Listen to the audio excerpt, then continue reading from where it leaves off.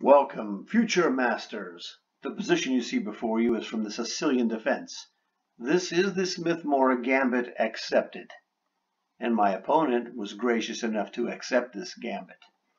So it was named after two players, Smith from Texas, a master, and a master from France named Morra.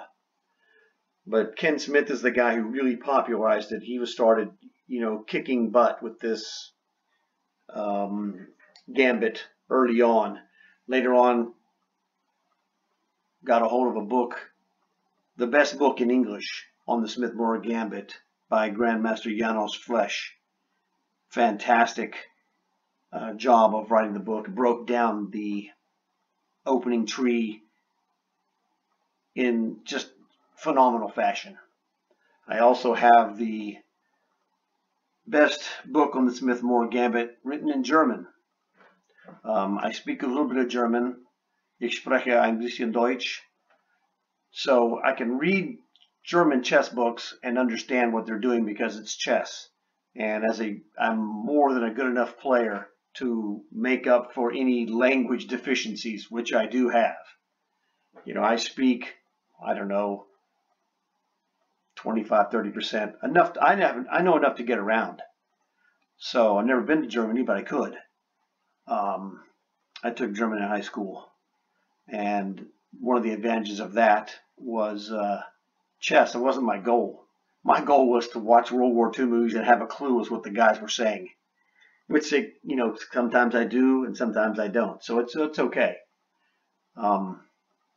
So I have those two books, Killer. There's also an awesome video by Grandmaster Igor Smirnov from Ukraine. That guy is awesome. You have to see that video if you want to learn more about the Smith-Morra gambit. He is phenomenal in every way.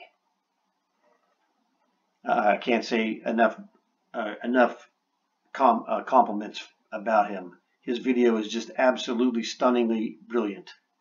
So you might want to check that out. Anyway, what you're going to see in this game is a triple, double exclamation point brilliancy, which I have never seen before. And most likely neither have you. So I hope you enjoy. Stick around. You got about 15 minutes of gold right ahead of you. All right? I'll talk to you later. Welcome, future masters. Do I have a game for you? Do I? Oh, I do. So, check this out. I played d4. My opponent came back and said, I would like to play a Benoni, sir. And I said, well, you know what? I don't know Benoni. I know Sicilian defense. Terms are acceptable. All right, great. So this is the standard Sicilian defense formation. And this is the best way to play the opening that I'm going to play here, because it looks like an absolute straight Sicilian,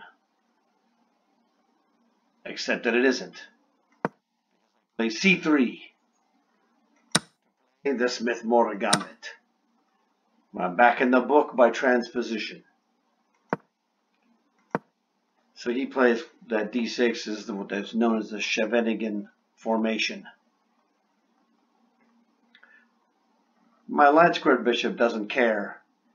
He goes to the Bobby Fischer square, bishop to c4. So he's like, again, right in the book, no problem. Same story. Tomato, tomato. The book move is actually castle.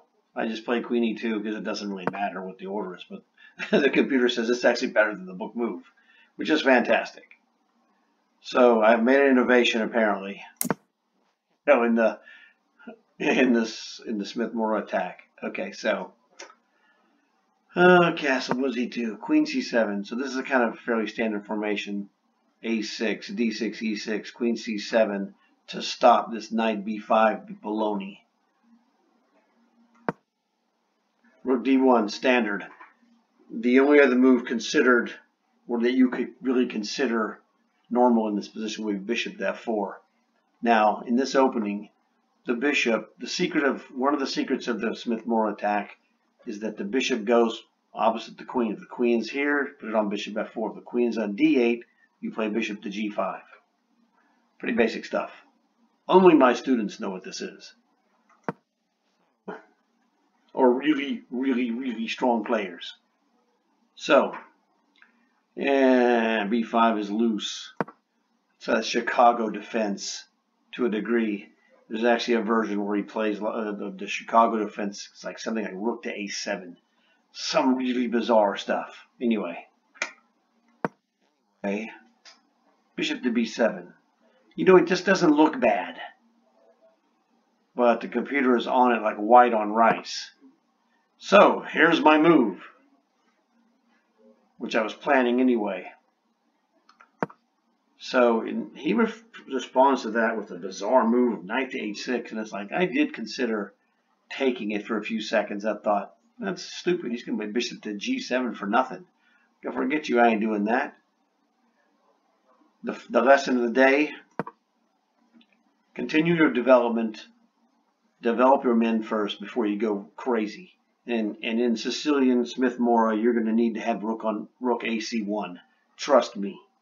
Okay, just trust me. You'll see in a moment why. But trust me that you know rook ac1 is the correct move. Although e5 is very good. But e5, he's going to play d5. Which is kind of, you know. He does have some potential behind it, being able to play e5, d5, knight takes d5, pawn takes e6. Potentially. And could get pretty nasty. Or could play bishop takes and then e6 maybe. I don't know. I don't like it. e5, that's not me. Now if the knight's on f6, that's when you play e5. But, you know, whatever. The computer says e5 is good, so e5 has to be good. I gotta look at this again. Very standard for queen to go back to b8. Although, objectively, I disagree even with knight g4.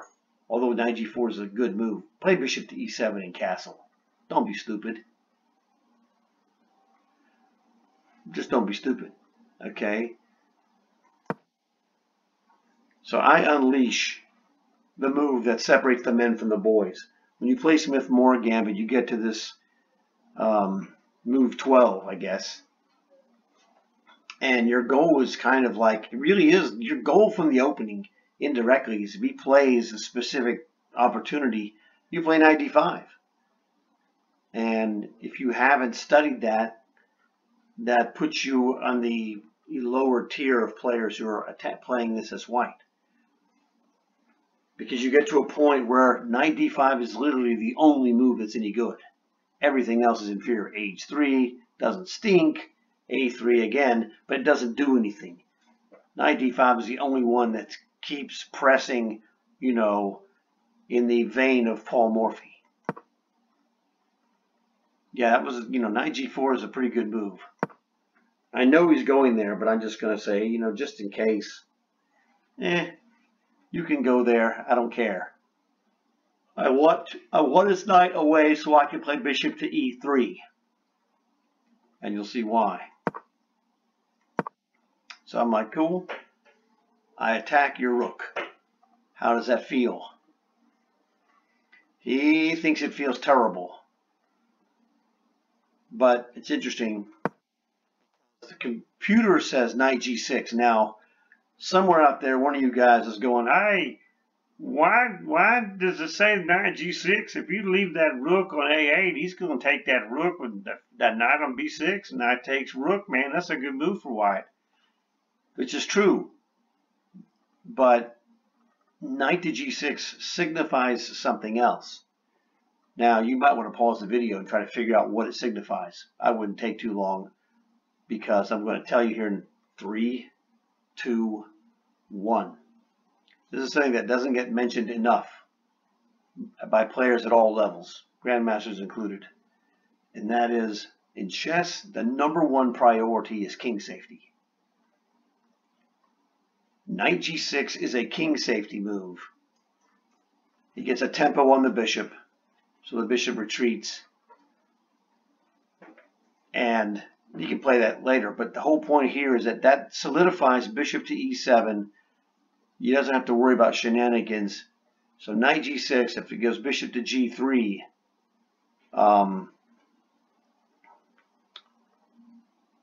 then you can play bishop e7, or white can play knight takes rook. Queen takes would be a mistake because that allows bishop takes d6. So I don't really think knight takes is the right move,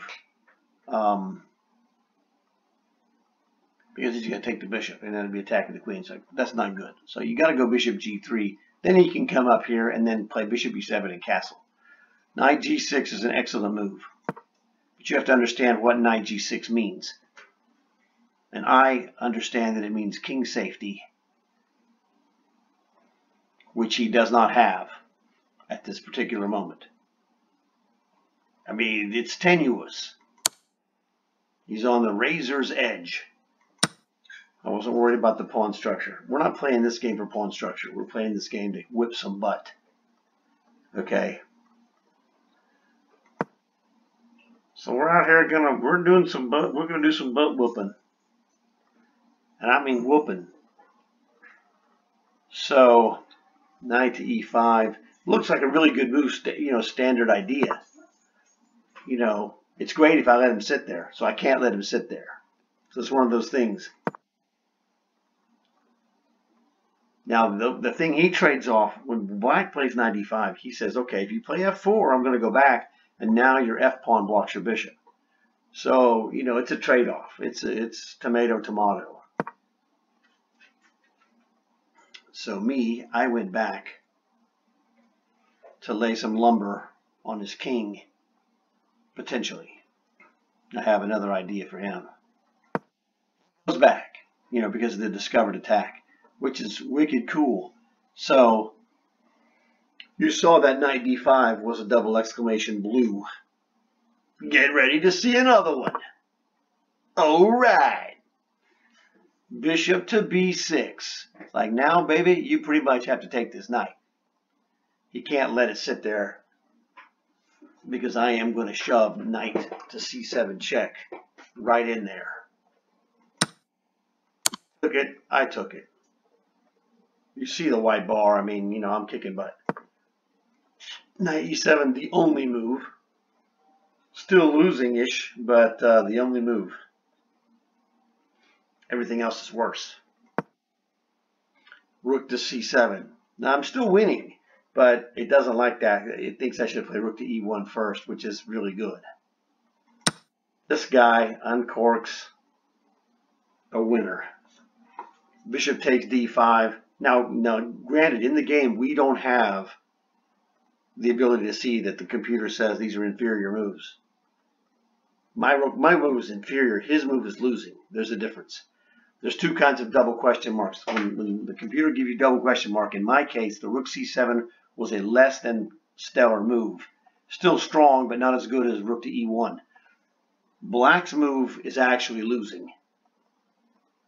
I mean, I don't see that, but I see that I got to take this bishop, because he's going to take my bishop, okay? So this is where the money is made in Smith-Morra Gambit, is that we've gotten, this is what you look for in Smith-Morra Gambit, is to have this kind of torrent of attack moves from pieces against his king. So the whammo, bishop to c6 check, crunch. That's a crunch move. I mean, he has choices. He can play queen takes bishop, and then rook takes bishop, and you can just fold up shop, brother. You're done. So 8, crunch number 2. See, it says queen takes bishop, but anyone who plays queen takes bishop should just resign, because it's over. Another blue mark of rook d7 check. So now clearly he wouldn't go to e8. So king c8, the right move. And the cruncher of crunchers, rook d7 to d6, blue move number 3. Well, double exclamation number 3.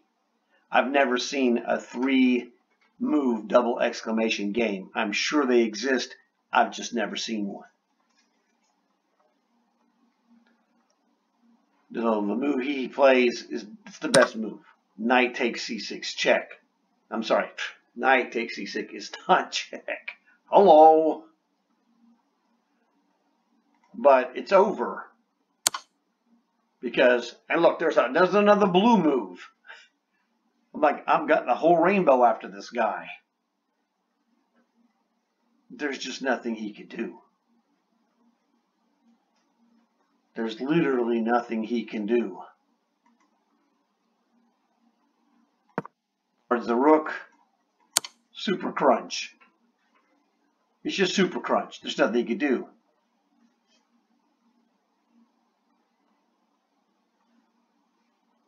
I mean, it's just the only thing left now is to just go queen c7, and he resigns. It's like, this is just terrible.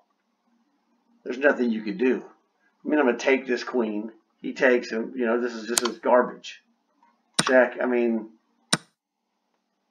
it's over. There's just nothing for black to do.